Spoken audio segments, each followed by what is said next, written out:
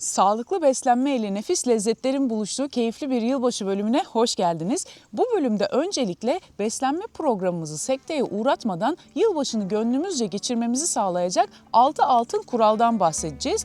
Ardından kamp atmosferinde tamamen görsel bir akışla ketojenik yılbaşı menümüzü birlikte hazırlayacağız. Keto Yeso ile sürdürülebilir sağlıklı yaşam tekniklerinde bu hafta yeni yılı sağlıklı ve keyifle karşılamanın yollarını beraber keşfediyoruz. Abone olduysanız hemen şimdi başlıyoruz.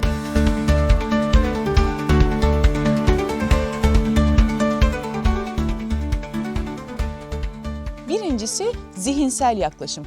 İhtiyacımız olandan fazla ve vücudumuzun taşıyamayacağı kadar sık sık ve uygun olmayan içerikli ürünleri tüketmek hayatın hemen hemen her alanına sirayet ettiği gibi özel günlerde de farklı bir algı yaratıyor. Sosyal aktiviteler çoğunlukla birlikte geçirilecek zaman dilimi içerisinde ne yiyelim veya ne içelim üzerine kurulu. Bu algının öyle bir yönlendirmesi var ki ister istemez çoğu kişiyi etkiliyor ve aslında hiç aç olmadığı halde daha da ötesinde canı istemediği halde ortama uymak adına kişiyi tüketime yönlendiriyor. Örneğin düğün, doğum günü, kutlama, iş yemekleri, toplantı, organizasyonlar hep ihtiyaç dışı tüketimin gerçekleştiği ortamların başlıcaları. Konumuza bakacak olursak yılbaşında da günlük ihtiyacı karşılayacak menü dışında hazırlanan yemekler o günü özel kılmanın bir parçası olarak görülüyor. Bu noktada günün önemine zihinsel yaklaşımımız, bakış açımız bizi ekstra ihtiyacımız olmayan ve tüketim sonrasında sindirim bakımından rahatsız etme ihtimali olan yiyeceklerden uzak tutabilir. Ben bir şeyler yemeden veya içmeden de keyif alabiliyorum geçirdiğim vakitten. Benim için anlamlı olan ve ana konu sevdiklerimle birlikte olmak düşüncesi duruma yaklaşımda ve ona yüklediğimiz anlamda bizi başka bir noktaya taşıyabiliyor. Özetle ketoda zihinsel yaklaşım tarzımızda eğlenmeyi yemek yemekle bağdaştırmıyoruz. İkincisi masaya aç oturmamak. Bütün gün yemeyeyim, o sofraya sıfır makro ile oturayım veya hazırlanan tüm menüyü yemek için bütün gün bir şey tüketmeyeceğim demek bizi iyi bir noktaya çıkarmayabilir.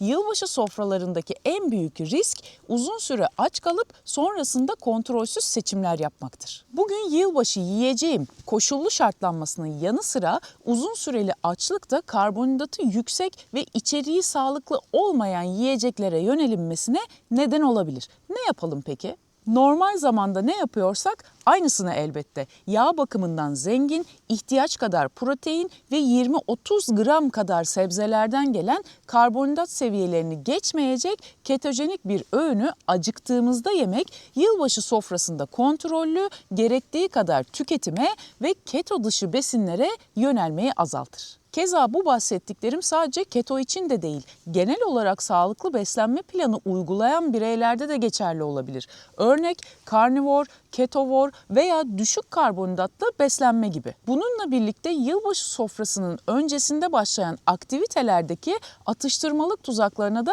dikkat etmek gerek. Hani olur ya yemek öncesi birer drink alır mıyız? İşte yanında kuru yemişler, cipsler, atıştırmalıklar, tam olarak bunu kastediyorum. Günde tek öğün veya 2 öğün tüketen kimseler olarak erken saatlerden itibaren doyurucu olmayan ama el oyalayan küçük küçük atıştırmalıklar hem mideyi hem sindirim sistemini bloke edebilir. Normalde yapmadığımız şeyleri tek bir güne yüklemek düz yolda giden tekere çomak sokmaya benzer, dikkatli olalım, takla atmayalım. Başka bir başlıkla devam edelim. Gizli karbonhidratlar. Yılbaşı sofrasında içeriği tahıl, bakliyat, un, şeker, tatlılar, meyvelerden oluşan menüler gözümüze çarpıyor zaten. Tüketmiyoruz tamam ama diğer gizli olanları ne yapalım? Mesela içinde ketçap, ayçiçek yağı ve veya tahıl olan bir sos, bezelye, patates gibi garnitür tarzı karışımlar, mezeler veya rendelenmiş havuçla yapılmış bir aperatif azar azar tüketilse bile toplamda içerdiği karbonhidrat miktarı bakımından yüksek ihtimalle ketozisten çıkarabilir ki ketoya uygun içerikler değil zaten bunlar. Menüyü kendimiz hazırlamadıysak katıldığımız ortamdaki sofrada neleri seçelim peki? Protein ne var onlara bakalım. Et, tavuk, balık, hindi, zeytinyağlılar örneğin kereviz, enginar, brokoli, karnabahar, zeytinyağı, limon veya sirke ile harmanlanmış salatalar, bunlar ideal tercihler. alışık olduğumuz düşük karbonhidratlı besinler sistemimizi zorlamaz. Başka bir senaryo yazalım. Misafirliğe gideceğiz. Samimi de değiliz. Soramadık ne var ne yok ki genelde o yılbaşı menüsü katılımcılarla oluşturulur da egzajere ediyorum şu anda durumu. Şöyle yapardım ben olsam. Karnabaharı iliklik kemik suyunda tuzla haşlarım. Bir kabın içine pişirince susuz olarak alırım karnabahar çiçeklerini. Üzerine kendi mayaladığım yoğurdu dökerim. Hatta birazcık sarımsak da koyarım içine. Hem çok kokmaz hem de lezzet verir. Onun üstüne de kırmızı pul biberle kızartılmış sade yağ dökerdim. Giderken yanımda götürüp elim boş gelmek istemedim derim. De ki menüde hiçbir şey yapmamış benim yiyebileceğim ki imkansız öyle bir durum. Mutlaka içeriğe uyan bir şey vardır. Acil yardım çantası gibi benim öğünümde bulunur masada, bitti gitti, çözüm basit.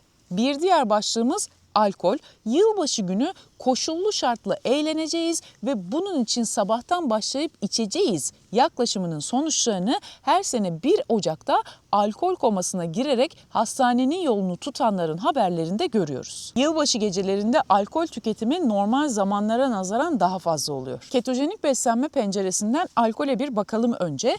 Alkol vücut için toksik bir maddedir. Vücuda girdiği anda alarm verilir ve sistem acilen yok edilmesi üzerine çalışmaya başlar. Bu esnada da tüm sistem bedendeki diğer faydalı işlerle uğraşmayı bırakır. Bünyeden uzaklaştırma, sistemin vücuda giren alkolü önce şekere sonra yağa çevirmesiyle gerçekleşir. Yani alınan alkol şekere dönüştürülerek yok edilebilir. Bu ne demek? Kanda yükselen glikoz seviyesi dolayısıyla eş zamanlı olarak keton seviyelerindeki düşüş ve ardından ketozisten çıkmak demek. Bir bardakta içseniz evet çıkarsınız. Ketojenik beslenmede alkol kullanmıyoruz. Bununla birlikte yılbaşı olduğu için bazı kişiler alkol tüketmeyi tercih edebiliyor. Kişisel karar elbette, kim ne diyebilir? Böyle bir durumda ise etkisi daha düşük olan seçeneklerin sek olanlar olduğunu hatırlatmakta fayda var. Normal zamanda dahi tüketen kişilerin o gün komaya girmesi alışık olan bünyenin bile tolere edemediği bir durumu gösteriyor aslında. Ketoda tertemiz bir sisteme alkol girmesi daha fazla etki anlamına gelir ki tercih etmediğimiz bir durum. Bunun yanı sıra ilk bölümden itibaren dile getiriyorum. Ketojenik beslenme bir mahrumiyet diyeti değildir. Hayatımızın geneline yaydığımız, sürdürülebilir seçeneklerle devam ettirdiğimiz, kendimizi strese sokmadan gerçekten istediğimiz zamanlarda bazı besinlerde kendimize esneklik tanıdığımız bir beslenme şeklidir. Pick-up araçlarda örneğin her türlü arazi koşulunda gidebilen ve kırılmayan bir tane var. Markasını söylemiyorum. Tüm diğer markalarda şasede çatlamalar ve veya kırılmalar meydana gelebiliyor ama onda asla kırılma olmuyor. Neden? Esnek çünkü. Ben buna benzetiyorum kendimce işte. Esnersen kırılmazsın. Sert olan şeyler kırılır. Peki bu esneme payı ne olmalı? 5. maddeyle devam edelim. Nasıl olsa bozdum psikolojisi.